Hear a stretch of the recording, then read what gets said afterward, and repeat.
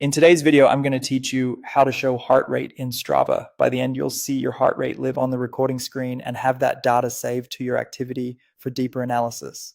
All you need is the Strava app on your phone and a Bluetooth-compatible heart rate monitor like a chest strap or armband. Make sure Bluetooth is turned on, and if your phone asks for permissions such as Bluetooth or location, allow them so Strava can find your device reliably. Start by opening the Strava app on your phone. If you're new to Strava, sign in and complete any quick onboarding prompts. Keeping your phone's Bluetooth enabled and nearby is important because Strava connects directly to your heart rate monitor using Bluetooth. If you've had pairing issues in the past, it can help to toggle Bluetooth off and back on or restart the app before proceeding. Next, tap record on the bottom navigation bar to open the recording screen. This is where Strava shows your live stats as you work out. If you want to change the sport type, you can do that here first, but the heart rate connection process is the same regardless of activity. On the recording screen, look for the heart rate icon. It's the heart symbol. Tap it to open the pairing panel. Now wake your Bluetooth monitor and select it when it appears in Strava.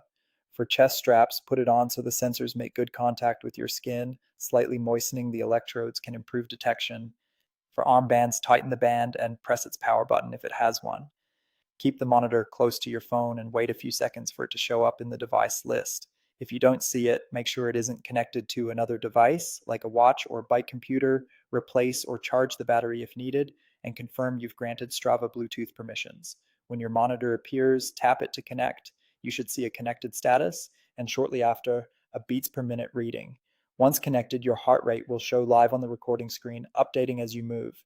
When you record and save your activity, Strava will attach the full heart rate trace to that workout. You'll be able to review a heart rate graph, average and max values, and time and zones if you've set them up.